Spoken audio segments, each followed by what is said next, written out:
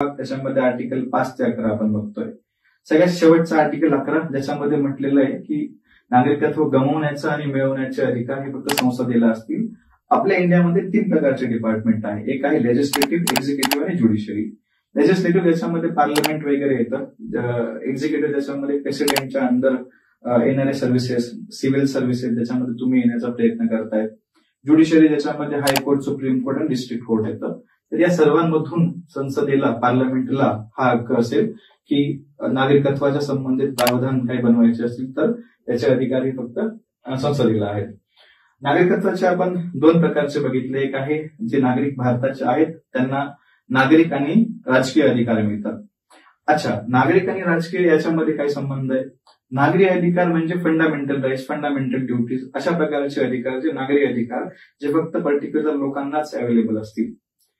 आणि राजकीय अधिकार म्हणजे इलेक्शनमध्ये वोट करण्याचा अधिकार, उभं राहण्याचा अधिकार, आपल्या गव्हर्नमेंट बद्दल काही स्टँड करण्याचा अधिकार, एक्झिक्युटिव्ह डिपार्टमेंटमध्ये येण्याचा अधिकार, असे सगळे अधिकार राजकीय आणि नागरिक सेवांमध्ये येतात.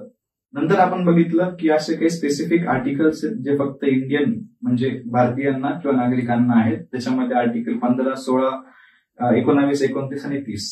15, 16 जे समानतेच्या संबंधित आहे. 19 ज्याच्यामध्ये 6 हक्कांचं संरक्षण आहे. 29 आणि 30 ज्याच्यामध्ये अल्पसंख्याकांच्या, मायनॉरिटीच्या बद्दल प्रावधान आहेत.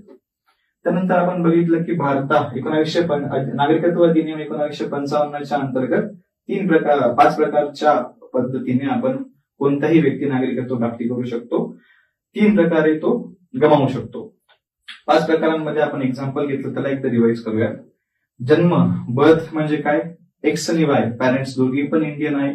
मुलाचा जन्म सुद्धा इंडियामध्ये झालेला आहे. त्यावेळी जन्माच्या आधारावर त्याला नागरिकत्व मिळेल.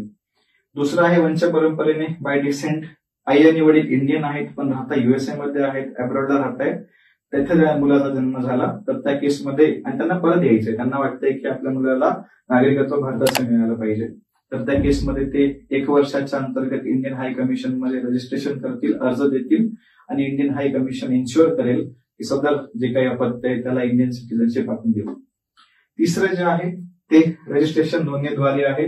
समजा बी हा व्यक्ती आहे जो त्याचे पूर्वज एन्सिस्टर्स हे इंडियामध्ये होते पण सध्या ते बाहेर राहत आहे, म्हणजे त्याच्या मागच्या काही पिढ्या युएसए मध्ये राहत आहेत. पुन्हा हा बी हा व्यक्ती म्हणतोय की मला भारतामध्ये यायचंय, तर बाय डिसेंट किंवा बाय रजिस्ट्रेशन नोंदणीद्वारे तो भारतामध्ये येऊ शकतो. सी, चौथं म्हणजे स्वीकृतीच्या माध्यमातून, सी हा एक पर्सन आहे ज्याचे एन्सिस्टर्स इंडियनमध्ये नाहीये पण तो काही मागच्या वर्षांपासून भारतामध्ये राहतोय. त्याला भारत हा देश आवडतोय आणि त्याला असं वाटतंय की भारतामध्ये माझे